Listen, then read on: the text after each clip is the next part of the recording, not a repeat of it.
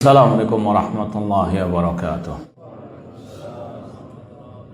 Innal hamdalillah nahmaduhu wa nasta'inuhu wa nastaghfiruh wa na'udzu billahi min syururi anfusina wa min sayyiati a'malina. Man yahdihillahu fala mudhillalah wa man yudlil fala hadiyalah. Ashhadu an la ilaha illallah wahdahu la syarikalah wa ashhadu anna Muhammadan abduhu wa rasuluh. Ya ayyuhalladzina amanu taqullaha haqqa tuqatih wa la tamutunna illa wa antum muslimun. Ya ayyuhan nasu taqu rabbakum alladzi khalaqakum min nafsin wahidah wa khalaqa minha zawjaha wa batha minhuma rijalan katsiran wa nisaa wattaqullaha alladzi tasaaluna bihi wal arham innallaha kana 'alaikum raqiba. Ya ayyuhalladzina amanu taqullaha wa qulu qawlan sadida yuslih lakum a'malakum wa yaghfir lakum dhunubakum wa may yuti'illaha wa rasulahu faqad faza fawzan 'azima. Amma ba'd, fa inna asdaqal hadithi kitabullah wa khairal hadi hadi Muhammadin sallallahu alaihi wasallam wa syarrul umuri muhdatsatuha wa kullu muhdatsatin bid'ah wa kullu bid'atin dhalalah wa kullu dhalalatin finnar. Ma'asal muslimin ikhwani fillah wa akhwati, bapak-bapak, ibu-ibu, saudara-saudari rahimani wa rahimakumullah. Kita teruskan kembali kajian kitab Syarhus Sunnah oleh Al-Imam Al-Muzani Asy-Syafi'i rahimahullahu taala. Sudah kita sampaikan tadi muqaddimah ya dari pembicara dan juga dari al-muallif Al-Imam Al-Muzani rahimahullahu taala. Sekarang kita masuk bab pertama, yaitu tentang al-ulu.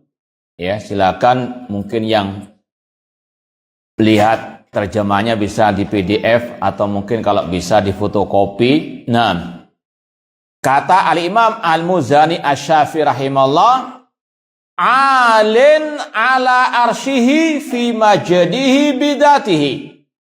Allah tinggi di atas arsy-Nya dengan keagungan kemuliaannya, bidzatihi, dengan zatnya. Ini adalah salah satu pembahasan dalam kitab-kitab akidah salaf tentang al-ulu, sifat ketinggian bagi Allah Subhanahu wa ta'ala.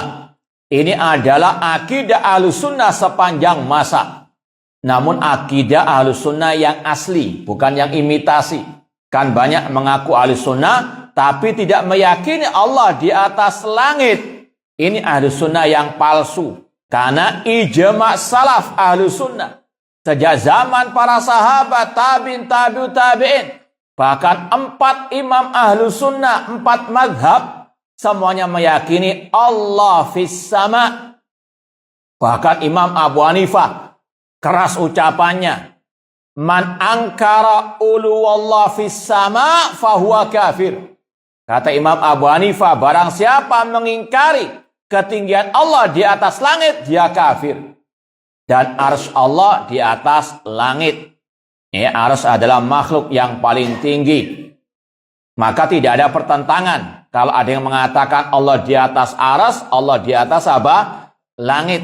Ya, karena as-sama juga diartikan alulu, Allah di atas apa? Makhluk-makhluknya, dan makhluk yang paling tinggi arsy-Nya Allah Subhanahu wa ta'ala. Dalilnya banyak sekali.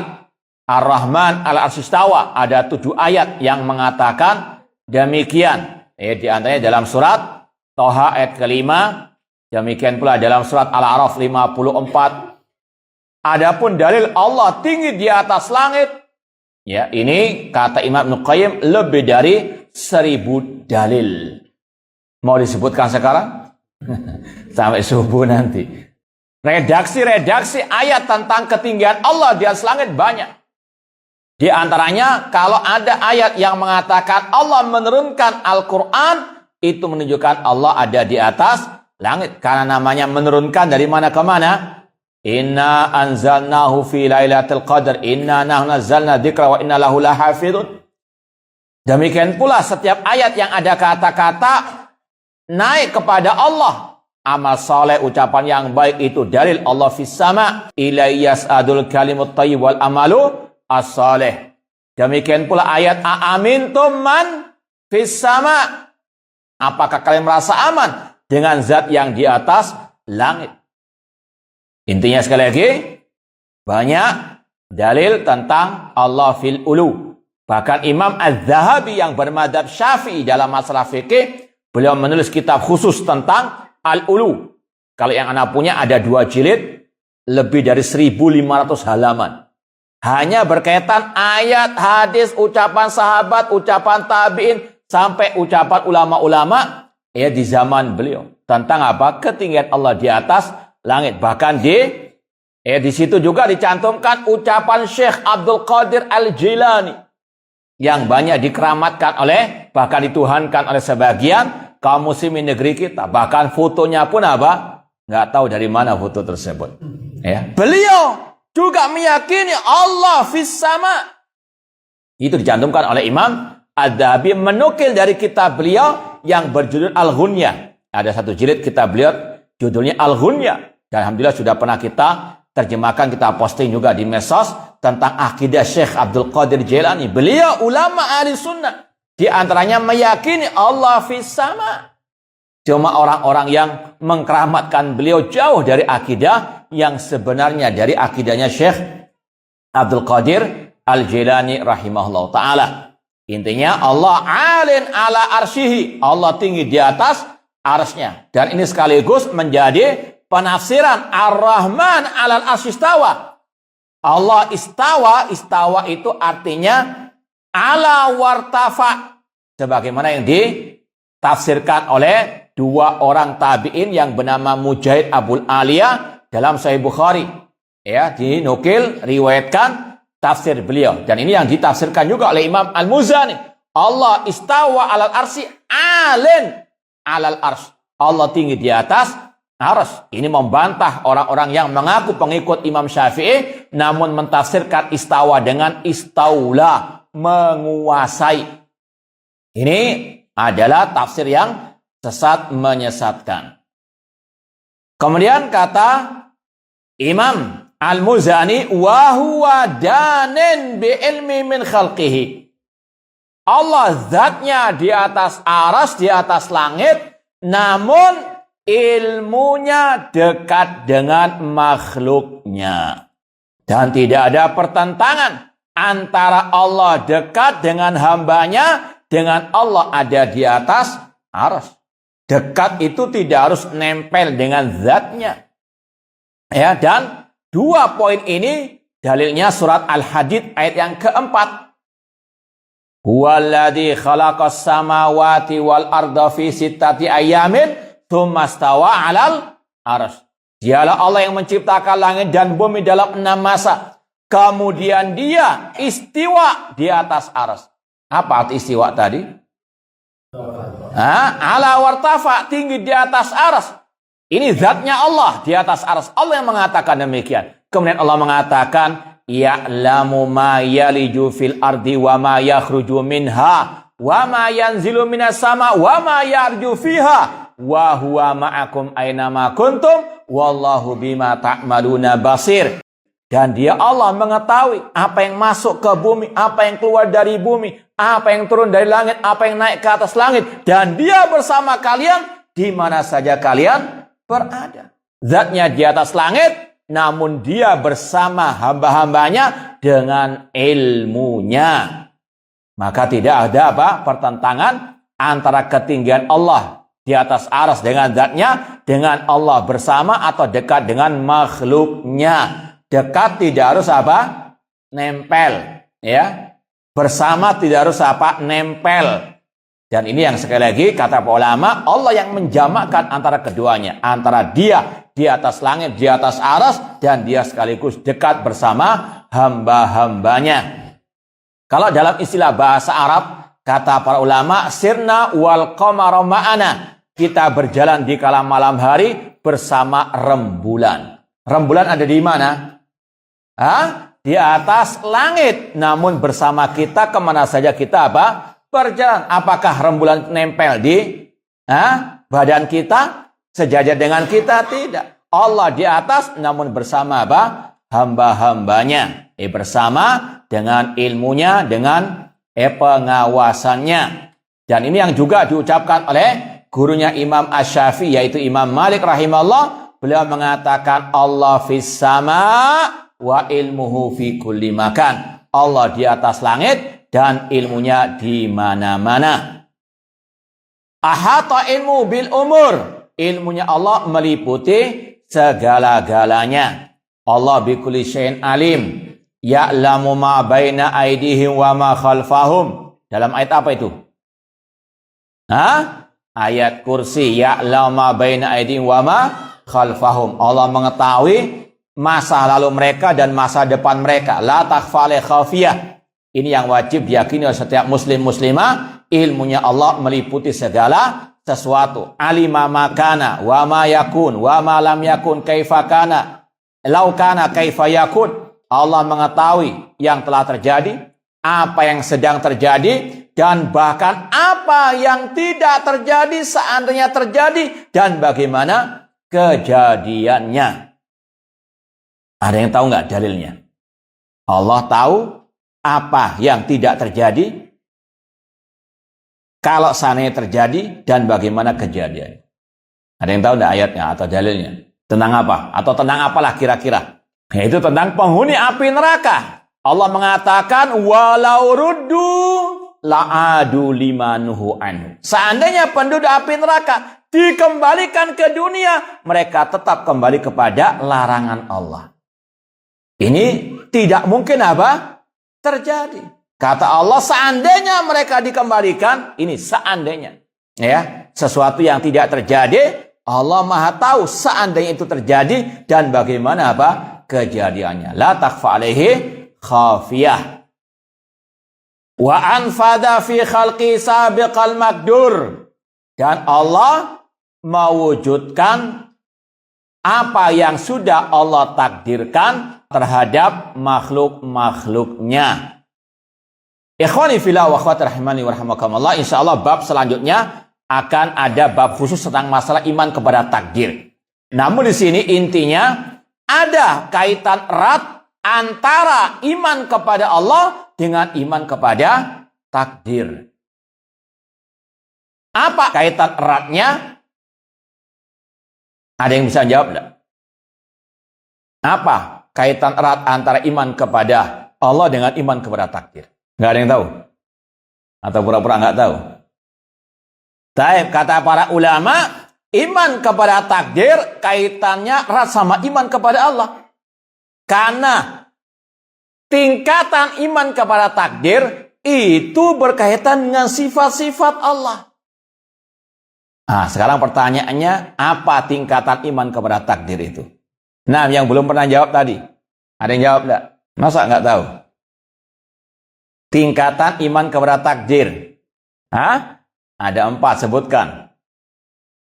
Ahli ilmu yang belum jawab saja, silakan. Iya. Terus? Al-khalaq, kurang satu lagi. Al-masyiah. Baik. Ya, biar rata. Fadhal. Jazakallah. Iman kepada takdir kaitannya erat dengan iman kepada Allah. Karena iman kepada takdir ada 4 tingkatannya. Yang pertama, mengimani ilmunya Allah. Ini sudah kita bahas tadi. Itu sifat Allah. Allah ya'lam, kha'inatal a'yun wa ma tukhfis sudur. Allah bi kulli syai'in alim. Makanya kelompok Al-Qadariyah yang pertama muncul di zaman sahabat Rasul Abdullah bin Umar radhiyallahu anhuma, mereka dikafirkan karena mereka tidak mengimani ilmunya Allah. Kata mereka, Allah tidak tahu sesuatu sampai terjadinya sesuatu itu. Ini bentuk apa? Kekufuran al-akbar, menafikan ilmunya Allah. Makanya Imam Asy-Syafi'i rahimahullah pernah berkata, Naziru al-qadariyah bil ilmi, fa'in angkaru kafaru. Kalau kalian, wahai para ulama, berdebat dengan kelompok Al-Qadariyah yang mengingkari takdir Allah, debat pertama kali dalam pembahasan tentang ilmunya Allah. Kalau mereka mengingkari, mereka kafir. Wa in akaru khusimu. Kalau mereka mengikrarkan ilmunya Allah, mereka kalah. Intinya, wajib mengimani tentang ilmunya Allah. Allah mengetahui apa yang sudah terjadi, apa yang sedang terjadi, dan apa yang tidak terjadi seandainya apa? Terjadi. Dan akidah kelompok Qadariyah tadi masih eksis di tengah-tengah kaum muslimin sekarang. Yaitu yang mengingkari apa? Ilmunya Allah. Dan ini merupakan salah satu akidah kufurnya kelompok Syiah Rafidhah qatalahumullah.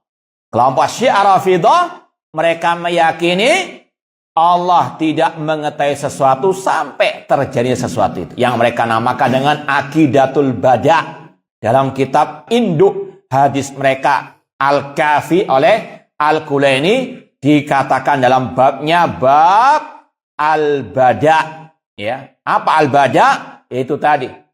Allah tidak mengetahui sesuatu sampai terjadi sesuatu itu. Namun sebaliknya, kalau imam-imam mereka mengatakan imam mereka tahu sebelum terjadi. Ada bab juga dalam kitab itu, anak punya di rumah kitabnya. Dalam kitab itu dikatakan annal a'imma ya'lamuna mata yamutun wala yamutuna ila biikhtiyarin minhum. Ada bab yang mengatakan dalam kitab mereka itu bab imam-imam mereka, ya, imam yang 12 atau yang lainnya, mereka mengetahui kapan mereka akan mati dan mereka tidak mati kecuali dengan kehendak mereka sendiri. Itu agama apa? Syiah Rafidhah qatalahumullah. Maka jelas para ulama tidak salah kalau mengkafirkan kelompok apa? Syiah Rafidhah. Allah dilecehkan, imam mereka apa? Dituhankan. Na'udzubillahi min dzalik. Intinya sekali lagi, iman kepada takdir tingkatan pertama mengimani ilmunya Allah tentang sifat Allah. Kemudian mengimani Allah telah mencatat semua takdir makhluknya. Kemudian yang ketiga, meyakini masyiatullah. Wa ma tasya'una illa an yasha'allahu rabbul alamin. Masya Allah kana wa ma lam yasha' lam yakun. Apa yang Allah kehendaki pasti terjadi, dan apa yang tidak Allah kehendaki tidak mungkin apa? Terjadi. Kemudian yang keempat, al-khalq, mengimani tentang semua ini adalah ciptaan Allah. Wallahu khalaqakum wa ma ta'malun. Allah yang menciptakan kalian dan yang kalian perbuat. Allah khaliqu kulli syai'. Allah pencipta segala sesuatu. Makanya Abdullah bin Abbas radhiyallahu anhuma pernah berkata, al-qadar nidhamut tauhid. Iman kepada takdir itu porosnya tauhid. Maksudnya tadi, karena iman kepada takdir punya ikatan erat dengan iman kepada apa? Allah. Kemudian beliau mengatakan, man wahadallaha wa kadzdzaba bil qadar naqadha takdzibuhu tauhidahu. Orang yang mentauhidkan Allah dalam ibadah, namun kalau dia mendustakan takdir, maka pendustaannya membatalkan tauhidnya. Ya, karena iman kepada takdir bagian dari iman kepada Allah, terutama iman kepada tauhid rububiyah dan tauhid asma wa sifat. Ya, yang kafir bukan hanya yang menyekutukan Allah dalam tauhid uluhiyah saja, namun yang juga mengingkari nama-nama ataupun sifat-sifat Allah Subhanahu wa taala, di antaranya sifat al-ilmu tadi. Paham tum? Wa huwal jawadul ghafur, dan dia Allah Maha dermawan lagi Maha pengampun. Wa ya'lamu kha'inatal a'yun wa ma tukhfis sudur. Dia mengetahui mata-mata yang khianat dan apa yang disembunyikan oleh dada manusia. Kemudian bab yang berikutnya, ini yang kita maksud tadi, bab tentang iman kepada takdir. Kata beliau, fal khalqu amilun bisa biki ilmihi. Semua makhluk mereka mengamalkan, melaksanakan apa yang sudah Allah ketahui sebelumnya. Ini yang sudah kita sampaikan tadi. Allah mengetahui apa yang akan terjadi. Ya'lamu ma baina aidihim. Allah mengetahui masa depan mereka. Wa ma khalfahum, dan yang di belakang mereka. Makanya para ulama membagi hal yang gaib itu ada dua. Siapa yang tahu? Hal yang gaib ada dua. Ada yang tahu enggak? Nggak ada. Tawaduk lagi. Gaib yang relatif nisbi, yang diketahui oleh sebagian dan tidak diketahui oleh sebagian yang lain. Ini yang nisbi. Contoh apa? Yang masa lalu. Masa lalu dari antum. Ana nggak pernah tahu. Bang, karena ana tinggal di Surabaya, antum di Palu sini. Nggak tahu. Orang yang pernah dekat dengan antum, sahabat antum, keluarga antum, tahu masa lalu antum. Betul enggak? Ya, dulu sekolah di mana, dulu bagaimana, ya. Sholatnya dulu rajin atau tidak, dulu ngaji sunnah atau tidak, ana nggak tahu. Paham? Ini namanya relatif. Bagi ana, masa lalu antum apa? Yang bagian ini gaib. Paham? Namun bagi keluarga antum, bagi sahabat antum, bukan sesuatu yang apa? Gaib. Paham? Ini masa lalu. Ini yang nisbi. Adapun gaib yang mutlak, ya, ini hanya Allah yang tahu tentang masa depan manusia. Makanya Allah mengatakan, wala tadri nafsum madza taksibu ghada.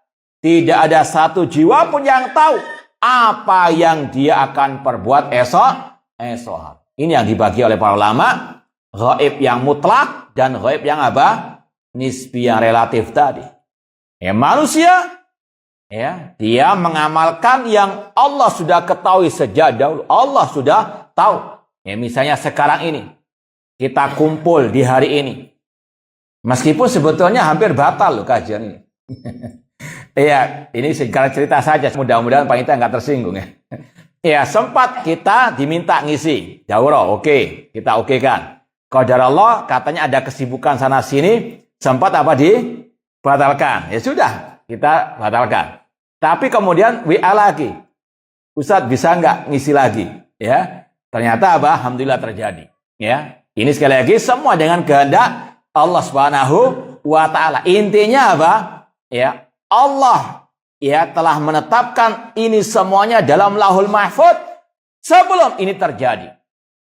Hento, ini fal khalqu amilun bisabiqi ilmi. Makhluk melaksanakan ilmunya Allah yang sudah terdahulu. Allah mengetahui bahwasanya pasti, ya, ini terjadi daurah ini.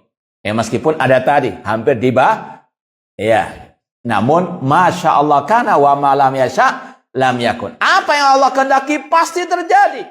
Dan apa yang tidak Allah kehendaki tidak mungkin apa? Terjadi. Semuanya sudah dicatat dalam Lauhul Mahfuz. Ya, kita ngadakan daurah seperti ini, apa yang kita kaji, berapa yang hadir di sini, siapa yang ngantuk, siapa yang tidur. Sudah. Nah, intinya semua sudah maktub fi Lauhil Mahfuz. Kita hanya apa? Menjalankan apa yang sudah tercatat dalam Lauhul Mahfuz. Rasul mengatakan, ma asabaka lam yakun yukhti'aka. Apa yang Allah catat tidak akan mungkin meleset darimu. Wa ma akhta'aka lam yakun yusibak. Dan apa yang tidak Allah catat tidak akan mungkin menimpamu.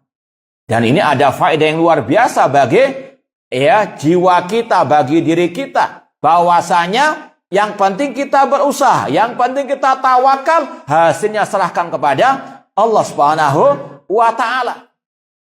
Makanya Rasul mengatakan, ihfadillah yahfadka, ihfadillah tajidu tujahak, idza sa'alta fas'alillah, wa idza sta'anta fasta'in billah. Jagalah Allah, Allah pasti akan menjagamu. Jagalah Allah, Allah pasti akan ada di hadapan. Jika engkau mohon, mohonlah kepada Allah. Jika engkau minta pertolongan, mintalah pertolongan kepada Allah. Kemudian kata Rasul, wa'lam annal ummata law istamat ala an yanfauka bisyai'in lam yanfauka ila bisyai'in qad kataballahu lak. Ketahuilah, seandainya seluruh umat manusia berkumpul untuk memberikan manfaat kepadamu, mereka tidak akan bisa memberikan manfaat kepadamu kecuali dengan apa yang Allah takdirkan untukmu. Maka iman kepada takdir di antara buahnya kita hanya bergantung kepada Allah Subhanahu wa taala. Kita betul-betul menyerahkan diri kepada Allah. Kemudian walau istama'u ala an yadurruka bisallam yadurruka ila bisal qad kataballahu alaik. Seandainya mereka semuanya berkumpul bersengkongkol ingin mencelakakan dirimu, mereka tidak akan mungkin bisa mencelakakan dirimu kecuali dengan apa yang Allah takdirkan atasmu. Maka jangan pernah takut kecuali kepada apa? Allah Subhanahu wa taala. Ini seandainya semua orang membuat makar jahat kepada kita, kalau Allah tidak menghendaki nggak mungkin apa? Terjadi. Fala takhafu wa khafuni. Jangan takut kepada mereka, takutlah kepada aku, kata Allah Subhanahu wa taala. Ini banyak buah mengimani takdir Allah Subhanahu wa taala. Meskipun tadi yang penting usaha ihris ala main fauka wasa'id billah. Fal khalqu amilun bisabiqi ilmi. Makhluk melaksanakan apa yang sudah Allah ketahui ilmunya. Wa nafiduna lima khalaqahum lahu min khair wa syarr. Mereka akan apa? Pasti melaksanakan apa yang Allah takdirkan atas mereka dari kebaikan atau kejelekan. Antuk minabil qadari khairihi wa syarrihi. Engkau beriman kepada takdir Allah yang baik maupun yang jelek. Itu semuanya dengan takdir Allah, dengan kehendak Allah. Namun ingat, kehendak Allah ada dua. Irada syar'iyah dan irada kauniyah. Irada kauniyah, kehendak Allah yang pasti terjadi. Meskipun Allah tidak mencintai. Allah menciptakan iblis. Allah menghendaki terciptanya iblis. Iblis madatus syar, sumber kejelekan. Namun Allah tidak mencintai. Jangan pernah ada ragu. Mengatakan semua ini adalah ciptaan Allah. Yang mukmin, yang kafir, yang ahli maksiat, ahli taat adalah makhluk ciptaan Allah. Paham? Orang mati bunuh diri dengan kehendak Allah. Namun kehendak apa tadi? Kauniyah. Kehendak apa? Yang pasti terjadi, namun tidak mesti Allah apa? Cintai. Namun di balik itu pasti ada apa? Hikmahnya. Karena Allah namanya Al-Hakim. Tidak menciptakan, tidak mentakdirkan, kecuali ada hikmahnya. Alimahaman alima wa jahilaman jahili. Ada yang tahu, ada yang tidak tahu hikmah tersebut. Contoh, Allah menciptakan iblis, kata para ulama. Di antara Al-Imam Ibnu Qayyim rahimahullah dalam kitab beliau, Syifaul Alil ataupun Madarijus Salikin, ada hikmah di baliknya. Kalau tidak ada iblis, tidak ada ahli bid'ah. Kalau nggak ada ahli bid'ah, kita nggak ngomong Jahmiyah, Mu'tazilah, Syiah, Rafidah. Paham nggak? Sedangkan itu ladang pahala. Kata Syekhul Islam Ibnu Taimiyah rahimahullah, ar-radu 'alal mubtadi' mujahid. Yang membantah ahli bid'ah itu mujahid, berjihad. Ini ladang pahala. Ada hikmah di balik ciptaan apa? Iblis tersebut. Paham dong? Atau kalau mungkin bisa kita cari contoh yang lebih simpel lagi. Nyamuk misalnya. Ini kelihatannya apa? Binatang yang nggak ada apa? Manfaatnya, suka ganggu orang. Ya, namun antum harus yakin di balik penciptaan nyamuk itu ada apa? Banyak hikmahnya. Kalau nggak ada nyamuk, nggak ada obat nyamuk. Ya, kalau nggak ada obat nyamuk, nggak ada apa? Pabrik obat nyamuk. Ini sekali lagi lapangan pekerjaan. Ini simpel saja. Semua pasti ada hikmahnya. Ada yang mengetahui, ada yang tidak mengetahui. Namun ini wajib kita yakini semua itu adalah ciptaan Allah. Allah yang menghendaki khairan au syarran. Namun tadi kalau itu jelek, itu pada makhluk. Adapun takdir Allah tidak ada yang jelek. Wa syarru laisa ilaik. Kejelekan tidak disandarkan kepada Allah Subhanahu wa taala. Yang jelek itu pada apa? Makhluknya. Namun yakini semua dengan takdir Allah. Ini kita sampaikan juga untuk tadi membantah kelompok Al-Mu'tazilah yang mengatakan Allah tidak menciptakan kejelekan. Allah tidak menghendaki kejelekan. Yang menghendaki, yang menciptakan manusia itu sendiri. Makanya kata Rasul, Al-Qadariyah itu majusu hadil ummah. Kelompok Qadariyah, yaitu yang mengingkari takdir Allah, majusinya umat ini. Yaitu kata mereka, yang baik itu ciptaan Allah, yang jelek ciptaan manusia. Na'udzubillah min dzalik. Semua ciptaan Allah. Allah khaliqu kulli syai'. Namun sekali lagi, Allah tidak pernah memerintahkan kejelekan, dan di balik diciptakannya kejelekan tersebut ada hikmahnya, dan itu lebih baik daripada tidak adanya. La yamlikuna li anfusihim minat ta'ati naf'an. Mereka tidak bisa melaksanakan ketaatan bagi diri mereka kecuali dengan apa? Kehendak dari Allah Subhanahu wa taala. Wa ma tasya'una illa an yasha Allah rabbul alamin.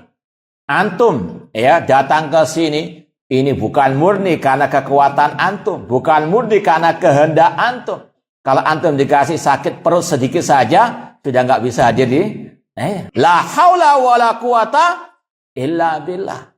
Ini mengimani takdir Allah. Bahkan Rasul Allah katakan, "Qul la amliku li nafsi naf'an wala darran illa masya Allah." Katakan wahai Nabi Muhammad, aku yaitu Nabi Muhammad tidak bisa mendatangkan manfaat ataupun madarat kecuali dengan kehendak dari Allah Subhanahu wa taala. Makanya sesat bin syirik kalau ada orang yang minta kepada Rasul sallallahu alaihi wasallam. Rasul tidak punya apa-apa. Qul la amliku li nafsi naf'an wala darran illa masya Allah. Bahkan Rasul memerintahkan kita minta tolong kepada Allah. Maka hati-hati jangan sampai berlebih-lebihan kepada Nabi Muhammad SAW sampai minta-minta kepada Nabi SAW. Dan banyak menyebar, nggak tahu atau TikTok atau apa, kata-kata yang mungkin sebagian orang ketika nggak tahu bahasa Arab dikira itu syiar Islam, dikira itu rasa cinta kepada Nabi Muhammad. Allah ya Rasulullah, aghithna ya Rasulullah. Mungkin pernah antum, ada yang sebagian antum mendengar ini? Ya. Allah awalnya, namun terakhirnya aghithna ya Rasulullah.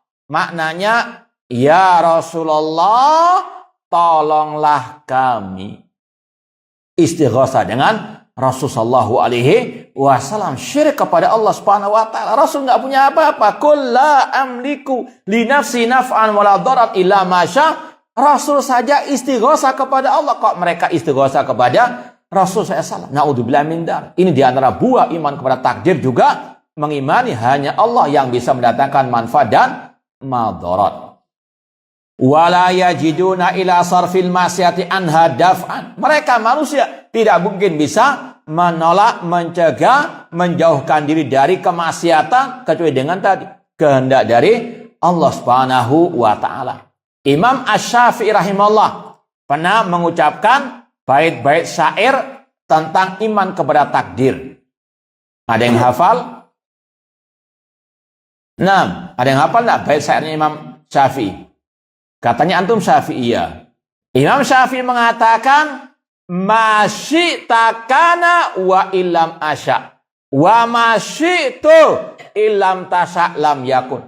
Ya Allah, apa yang Engkau kehendaki pasti terjadi meskipun aku tidak menghendaki. Dan jika aku menghendaki, namun Engkau ya Allah tidak menghendaki, tidak mungkin terjadi. Kemudian bait yang kedua beliau mengatakan, "Khalaqtal ibad alama alimta fafil ilmi yajrid fata wal musin." Engkau menciptakan hamba-hambamu di atas ilmumu, dan dengan ilmumu semua berjalan, baik yang muda maupun yang tua. Ini iman dengan 3 tingkatan iman kepada takdir. Mengimani kehendak Allah, mengimani Allah yang menciptakan semuanya, dan mengimani ilmunya Allah Subhanahu wa ta'ala. Taib ini iman kepada al-qadha wal qada. Yang ketiga tentang al-malaikah, mengimani malaikat-malaikat Allah. Imam Al-Muzani di sini tentunya tidak menyebutkan rukun iman secara berurutan, meskipun tidak ada masalah. Kata beliau, khalaqal khalqa bimasyiatihi an ghairi hajatin kanat bihi. Allah menciptakan makhluknya dengan kehendaknya, tapi Allah tidak butuh kepada hamba-hambanya. Di antaranya, fa khalaqal malaika jami'an li ta'atih.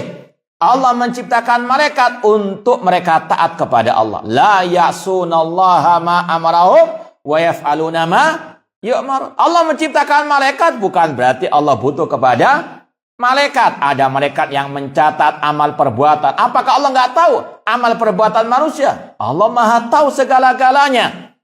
Allah mengirim malaikat bukan berarti Allah butuh kepada apa? Ini juga membantah kelompok ahlil kalam, ahlil bidah yang mengatakan kalau Allah di atas aras berarti Allah butuh kepada. Gak ada kelaziman. Sebagaimana Allah menciptakan malaikat, Allah menciptakan para nabi, para rasul, bukan berarti Allah butuh kepada mereka. Ya, adapun kata-kata kalau Allah di atas aras berarti Allah butuh kepada aras, itu akal mereka yang kena virus at-tashbih, menyerupakan Allah dengan apa? Makhluk. Nggak ada kelaziman. Bahkan kata para ulama, di antaranya Imam At-Tahawi dalam Aqidah Tahawiyah, wa huwa mustaghnin 'anil arsy wa madunahu. Allah tidak butuh kepada aras atau selain aras. Dalam pembahasan ini kata para ulama, kalau antara makhluk saja yang di atas tidak ada kelaziman. Adzan dulu. Sudah adzan. Baik, insyaallah setelah adzan kita akan lanjutkan. Kalau mungkin ada yang mau bertanya silakan ditulis di kertas, langsung dimajukan. Kalau memang ada kita jawab, kalau tidak ada alhamdulillah. Baik, kita lanjutkan lagi pembahasan tentang al-iman bil malaikah, iman kepada para malaikat-malaikat Allah. Kata Imam Al-Muzani Asy-Syafi'i rahimahullah, khalaqal khalqa bi masyiatil an ghairi hajatin kanat bihi. Allah menciptakan makhluk dengan kehendaknya tanpa Allah butuh kepada makhluk-makhluknya. Di antaranya khalaqal malaika, Allah menciptakan malaikat, Allah nggak butuh kepada malaikat. Fa khalaqal malaika jami'an li ta'atihi, Allah menciptakan mereka untuk taat kepadanya, wa jabalahum ala ibadatihi, dan Allah menjadikan mereka senantiasa beribadah kepada Allah. Seperti dalam surat At-Tahrim ayat ke-6 tadi, la ya'sunallaha ma amarahum wa yaf'aluna ma yu'marun. Mereka tidak pernah bermaksiat kepada Allah dan mereka melaksanakan apa yang diperintahkan oleh Allah Subhanahu wa taala. Faminhum malaikatun bi qudrati lil arsy hamilun. Dan di antara malaikat tersebut ada malaikat yang memikul arasnya Allah dengan kekuasaan dari Allah. Malaikat memikul arasnya Allah bukan karena mereka yang kuat dengan sendirinya, tidak. Allah yang menjadikan mereka apa? Sanggup memikul arasnya. Sebagaimana dalam surat Al-Haqqah, wa yahmilu arsya rabbika fawqahum yawma idzin tsamaniyah. Dan para malaikat memikul arsy-Nya Allah. Ada 8 malaikat yang memikul arsy-Nya Allah. Kemudian wa ta'ifatun minhum haula arsy yusabbihun. Dan sekelompok dari malaikat ada yang bertasbih di sekeliling arsy-Nya Allah. Sebagaimana yang Allah firmankan di akhir surat Az-Zumar, wa taral malaikata hafina min haulil arsy yusabbihuna bihamdi rabbihim. Dan engkau melihat para malaikat, mereka mengelilingi arsy-Nya Allah dengan bertasbih memujinya. Ini adalah para malaikat-malaikat yang wajib untuk kita mengimaninya. Dan kata para ulama, ringkasnya iman kepada malaikat itu mencakup 4 kandungannya. Ada yang bisa menyebutkan? 4 kandungan iman kepada para malaikat. Tadi iman kepada takdir sudah dijawab, ada 4 kandungannya. Demikian pula di sini. Iman kepada para malaikat ada 4 kandungannya. Nah, man yujib, silakan. Dengan keberadaannya, beriman dengan nama-namanya, beriman dengan sifat-sifatnya, beriman dengan nama-namanya. Iya, enggak apa-apa meskipun baca. Taib, jazakumullah khair. Taib, lain kali jangan diulang. Zadakallahu hirsan wala ta'ud. Kata Rasul, semoga Allah menambah semangatmu, namun jangan diulang lagi.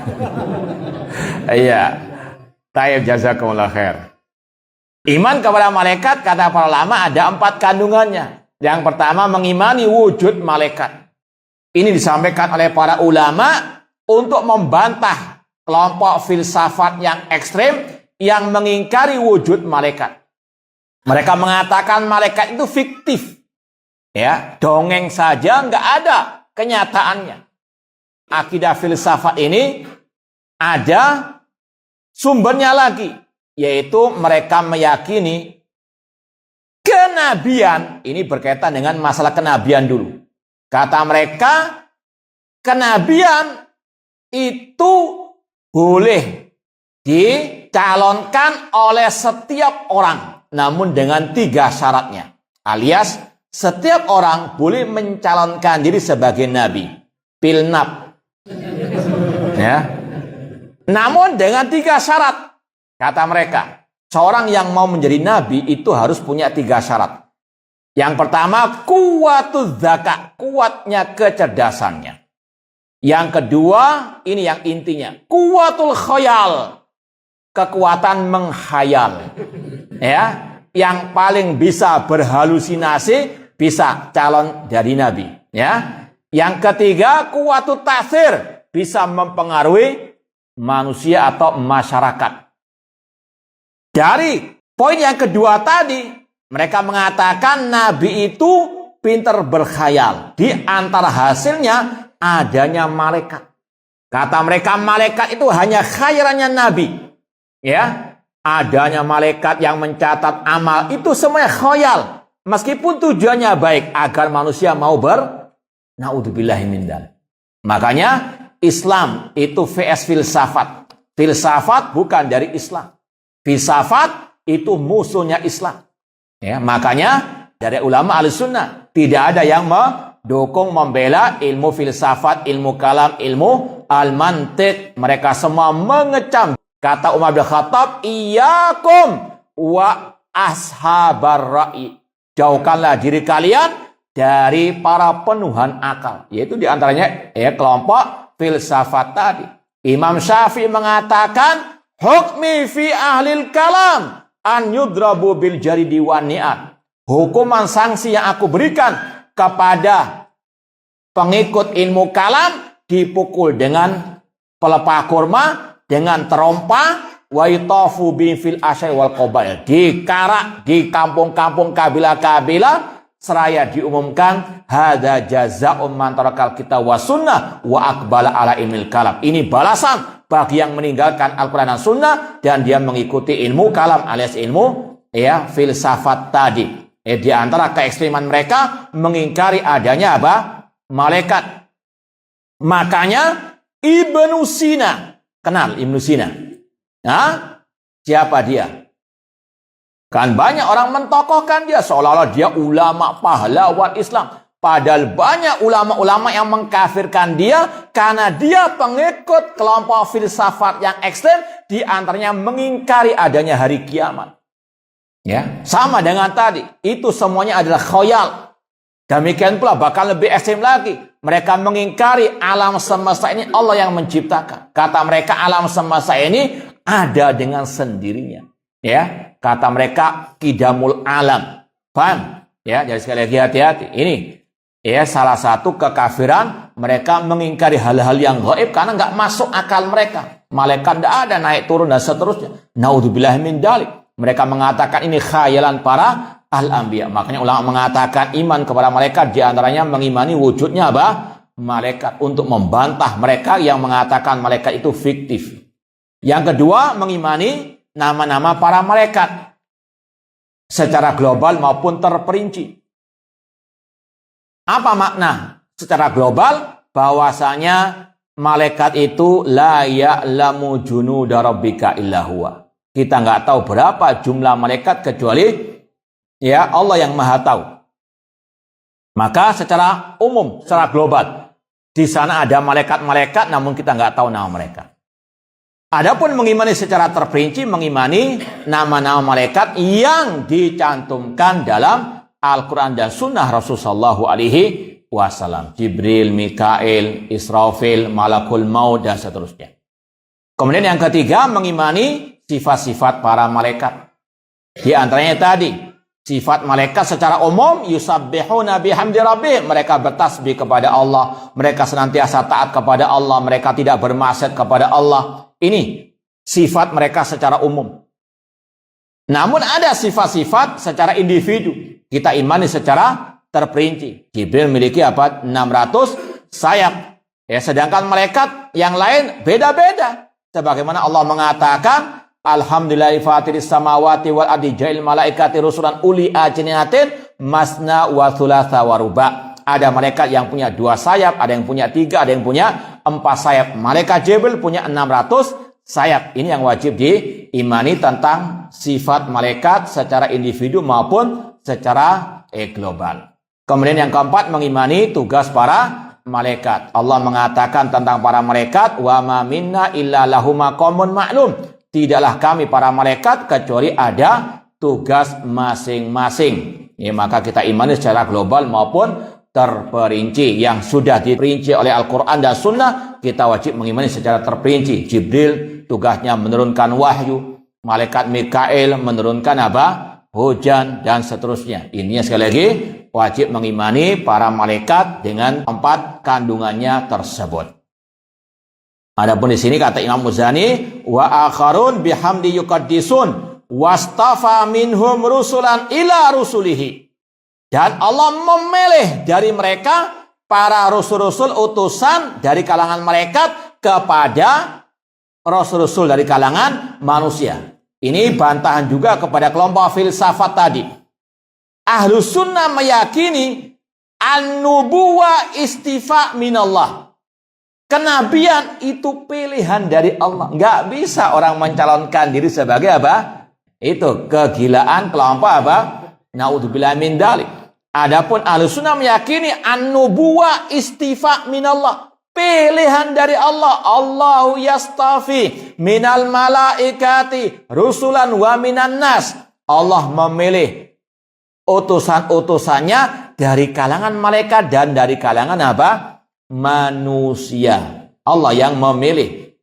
Wa ba'dun mudabbiruna li amrihi. Sebagian malaikat mereka mengurusi alam semesta dengan perintah dari Allah Subhanahu wa taala. Seperti tadi, malaikat Mikail turun dengan menurunkan air hujan dengan seizin dari Allah Subhanahu wa taala. Malaikat maut mencabut nyawa, itu semuanya dengan apa? Perintah dan seizin dari Allah Subhanahu wa taala. Baik, kita cukupkan sekian. Kalau mungkin ada yang mau ditanya, silahkan lewat kertas. Mohon penjelasan terkait batasan yang harus dilakukan seseorang dengan ahlul bid'ah. Yang pertama, harus tahu dulu batasan siapa ahlul bid'ah. Nah, ini pertanyaannya. Siapakah ahlul bid'ah? Ini sudah kita sampaikan tadi, awal daurah tadi. Ada yang bisa menjawab?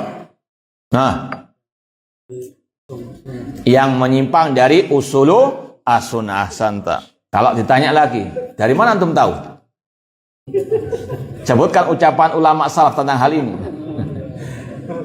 Kita sudah sampaikan tadi ucapan Imam Ahmad dalam kitab Ushulus Sunnah tentang definisi ahlul bid'ah atau yang keluar dari ahlus sunnah, man taraka khoslatan minha, yang meninggalkan salah satu perangai dari Ushulus Sunnah, prinsip akidah ahlus sunnah. Tidak mau mengatakannya, tidak mau mengimaninya, lam yakun min ahliha. Kalau kita sudah tahu ini definisi ahlul bid'ah, maka sikap kita sebetulnya hukum asal bermuamalah dengan ahlul bid'ah itu al-hajar, yaitu memboikotnya, tidak ngajak bicara dengannya, tidak mengucapkan salam, tidak menjawab salamnya. Itu hukum asalnya dengan ahlul bid'ah. Illa limaslahatin, kecuali kalau ada apa? Kemaslahatan. Dalam artian, ana sering contohkan, antum di kampung ada Pak RT, betul enggak? Pak RT-nya ahlul bid'ah. Kalau antum nggak ngajak ngomong Pak RT, yang jomblo nggak dapat surat nikah nanti. Paham dong? Maka itu boikot beralih kepada apa? Ngajak ngomong, Namun sebatasnya dalam urusan apa? Dunia. Namun urusan majelis ilmu, urusan keagamaan, maka tetap untuk apa? Dihajar. Paham dong? Tetap urusan dunia silakan. Cuma tadi, secara asal kalau mungkin punya kekuatan dan memang kalau kita menghajar apalagi tokohnya kita nggak termaldaratkan, hajar. Paham? Apalagi nggak ada kaitan dengan antum, bukan Pak RT, bukan tetangga, bukan teman dan seterusnya, hanya dilihat di medsos, maka apa? Jauhi. Paham? Ustadz alil bid'ah. Jangan malah apa ditonton, asik ya dengarkannya. Na'udzubillah min dzalik. Hati-hati. Asyubah khatafa wal qulubu dhaifah. Hati itu lemah, sedangkan syubhat cepat apa? Menarik. Dan ingat, hati bukan di tangan kita, hati di tangan apa? Allah. Kulu bibani Adam baina usbu'ain min asaibir rahman yuqallibu kaifa yasha. Maka para ulama salah sepakat mengatakan la tujalisu ahlal bid'ah. Jangan bermajelis ilmu dengan ahlil bid'ah, entah di dunia nyata, di dunia maya maupun di dunia lain. Kan? Jangan bermajelis dengan apa? Dengan mereka. Hati-hati, asyubah khatafa. Ya, antum hidup sekali kalau sudah kena syubhat dan tidak bisa keluar, syubhat itu berbahaya, sesat dan menyesatkan. Jangankan kita, ulama salaf dulu takut terkena syubhat. Muhammad bin Sirin, ulama tabi'in, ketika didatangi seorang dari ahlul bid'ah yang mau membacakan ayat, beliau tidak mau mendengarkannya. Ketika ditanya, kenapa demikian? Beliau takut ayat itu ditafsirkan dengan akalnya, masuk syubhat dalam hatinya, nggak mungkin bisa keluar. Na'udzubillah min dzalik. Dulu para salaf mengajarkan anak-anak mereka, kalau melewati ahlul bid'ah sedang ngomong, disuruh nutup apa? Telinganya. Bahkan menyuruh untuk jemari mereka masuk ke dalam apa? Agar tidak mendengar dari ahli al-bid'ah. Antum juga demikian. Jangan sampai anak-anak antum apa? Antum masukkan ke sarangnya ahli bid'ah, majelis al-bid'ah. Anak sudah puluhan tahun Ustaz, belajar sunnah, anak mau apa? Cari yang lain. Bosan. Na'udzubillahi min dzalik. Hati-hati. Falamma zaghu azaghallahu qulubahum. Ketika mereka berpaling, semakin Allah sesatkan. Kita kan bisa Ustaz ngambil yang baiknya saja. Antum datang ke majelis mereka itu sudah nggak baik. Paham? Kan ada orang alasannya apa? Kan kita ambil baiknya saja. Antum datang saja itu sudah nggak baik. Bagaimana mau bisa memilah dan memilih mana yang baik, mana yang apa? Yang jelek. Na'udzubillahi min dzalik. Ingat sabda Rasul SAW, man sami'a ahadukum bid-dajjal falyana anhu. Barang siapa di antara kalian yang mendengar tentang keluarnya Dajjal, maka menjauh darinya. Rasul suruh apa? Menjauh. Bukan malah minta selfie. Bang, kata Rasul, fa wallah innar rajul yahsabu anna mu'minun fayattabi'u lima yab'atsu minasyubhat. Demi Allah, kata Rasul, ada seseorang yang dia mengaku beriman, kokoh imannya, namun akhirnya dia ikut Dajjal karena terkena syubhat Dajjal. Kata Imam Ibnu Battah Al-Ukbari dalam kitab Al-Ibana Al-Kubra, fitnahnya ahlul bid'ah lebih dahsyat dari fitnahnya Dajjal. Dajjal ada tulisan kafara, betul enggak? Di antara kedua matanya. Orang mukmin yang buta huruf pun bisa membaca. Namun ahlul bid'ah, ada enggak tulisannya saya ahlul bid'ah? Ada kepleknya? Ada. Paham? Ini bahayanya apa? Ahlul bid'ah dibandingkan ad-Dajjal. Dajjal keluar sekali seumur dunia ini. Betul enggak? Di akhir zaman, al-bid'ah tiap detik muncul. Paham dong? Dajjal tidak mungkin bisa masuk kota Mekah, kota apa? Madinah. Ahlul bid'ah bisa bertelur di sana. Paham dong? Banyak ahlul bid'ah, bahkan Syiah juga ada di sebagian tempat di sana. Maka sekali lagi, ini bahayanya apa?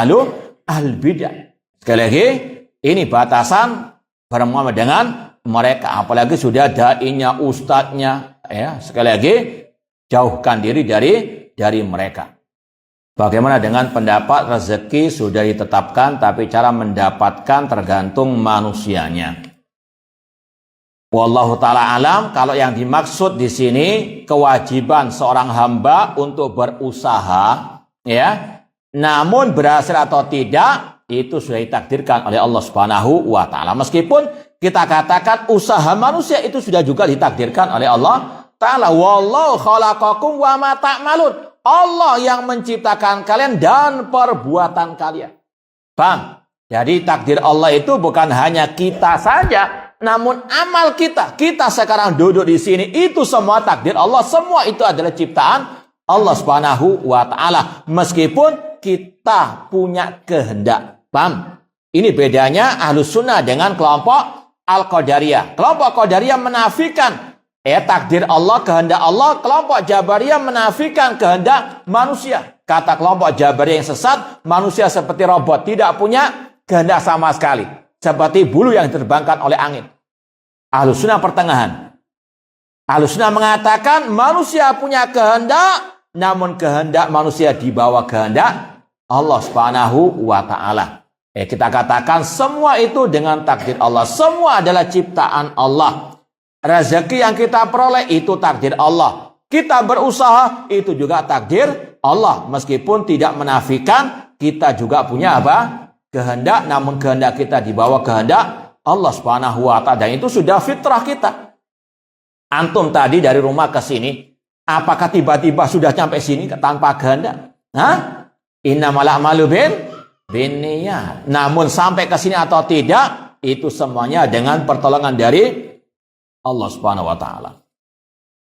Ketika saya berbuat maksiat, apakah itu termasuk kehendak Allah yang telah Allah takdirkan? Iya. Yakini antu'mina bil qadari khairi wa syarri. Namun Allah tidak pernah menyuruh berbuat Allah nggak pernah memaksa manusia berbuat, dan Allah sudah menunjukkan mana yang baik, mana yang jelek. Wahadainahun najadain. Kalau orang itu pilih maksiat, maka jangan menyalahkan Allah ketika Allah menimpakan azabnya. Wa ma kunna mu'adzibina hatta nab'atsa rasulah. Makanya para ulama mengatakan la yajuzul ihtijaju bil qadar fil ma'ayib. Tidak boleh berhujah dengan takdir dalam masalah maksiat, namun boleh berhujah dengan takdir fil masaib, dalam masalah musibah. Kalau musibah kita nggak punya pilihan.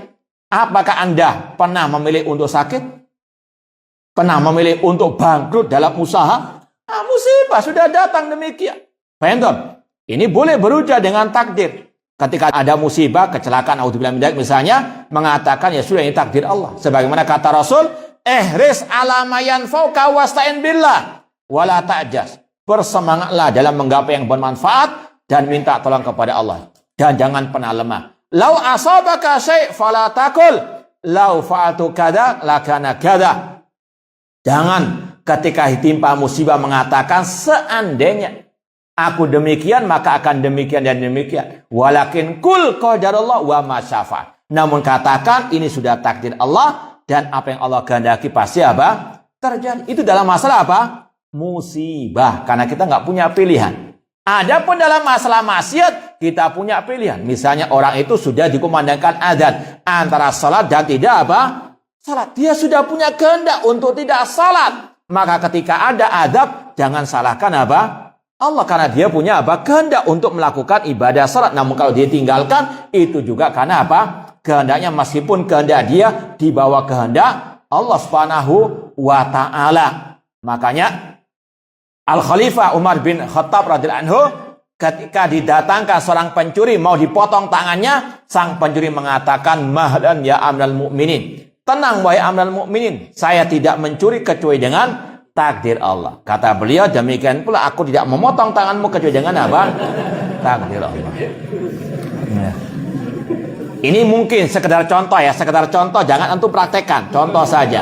Ya, ada teman antum malas sholat, padahal dia sudah ngaji. Kenapa ente nggak sholat? Oh, ini sudah takdir Allah. Tempeleng saja. Ya, tapi contoh saja, jangan dipraktekkan. Seandainya ditempeleng, marah nggak dia? Kalau dia nggak marah berarti ada. Ya. Kalau dia marah, ya sampaikan ini sudah takdir.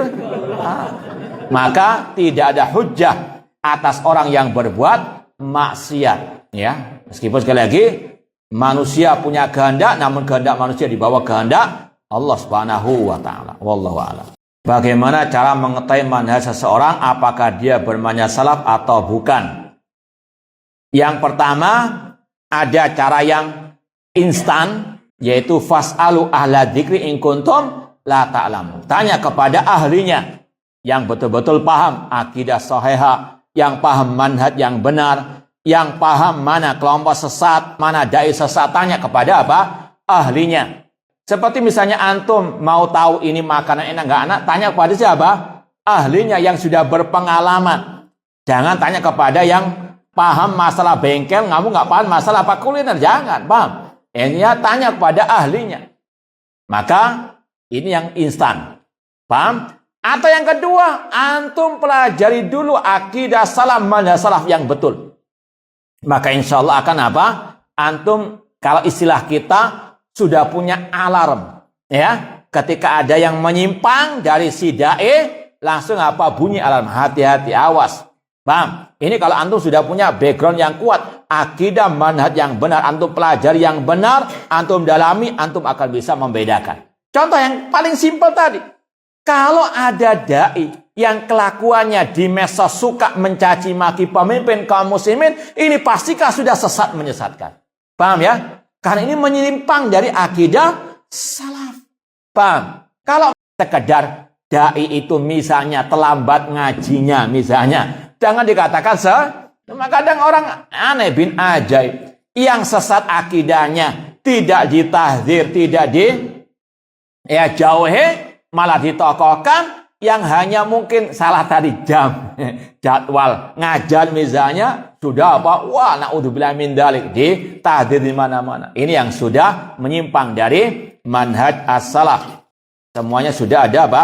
Patokannya dari ulama Ahlus Sunnah wal Jamaah. Mana yang sesat, mana yang tidak. Makanya Syekh Muhammad bin Shalih Al-Utsaimin rahimahullah dalam kitab beliau Fatawa Arkanil Islam, ada pertanyaan kepada beliau, kapan orang itu keluar dari firqatun najiyah? Kata beliau ada dua. Kalau dia menyimpang dari tauhid alias akidah, atau dia jatuh ke dalam kebid'ahan.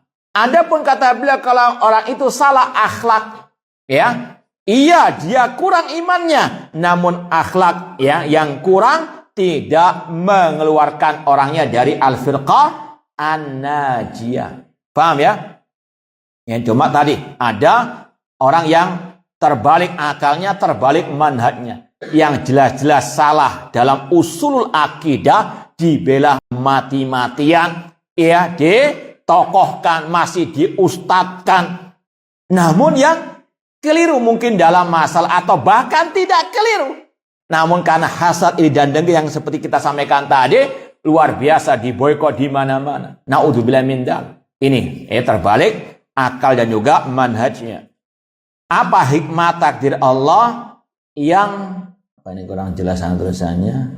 Allah membenci takdir tersebut. Bagaimana Allah? Mungkin yang dimaksud tadi masalah iradah kauniyah. Allah mentakdirkan, namun Allah tidak mencintai. Ini kata para ulama ibaratnya seperti orang yang diamputasi. Tidak ada orang yang suka diamputasi. Ada nggak yang hobi diamputasi? Tidak ada. Dia apa? Tidak suka, tapi harus dilakukan amputasi. Karena apa? Ada kebaikan di baliknya. Kalau nggak diamputasi, bisa menjalar penyakitnya. Paham ya? Ya seperti itu. Pahit, namun di baliknya ada apa? Hikmahnya. Seperti juga minum obat, kata para ulama. Ada yang hobi minum obat? Ya, seperti hobi minum kopi, nggak ada kan? Nggak ada.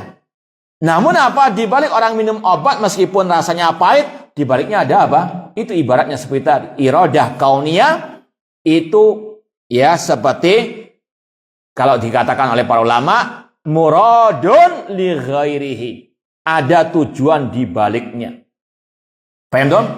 Nah, sekali lagi, semua ada hikmahnya.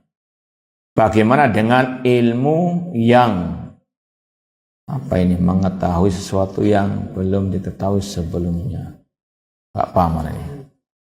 Coba baca yang kedua itu. Tulisannya terlalu bagus, gak paham saya. Saya tahu juga. Baik, khair insyaallah. La yukallifullahu nafsan illa wus'aha. Ini ada pertanyaan, ada dua pertanyaan yang mirip, yaitu yang berkaitan dengan ada seorang dai yang memiliki kedekatan dengan ahli bid'ah. Ya, atau kalau bisa kita istilahkan bermesraan dengan ahli al-bid'ah. Maka sebagaimana kata ulama salaf, inna rajul qad takhfa alaina bid'atuhu walakin la takhfa ulfatuhu.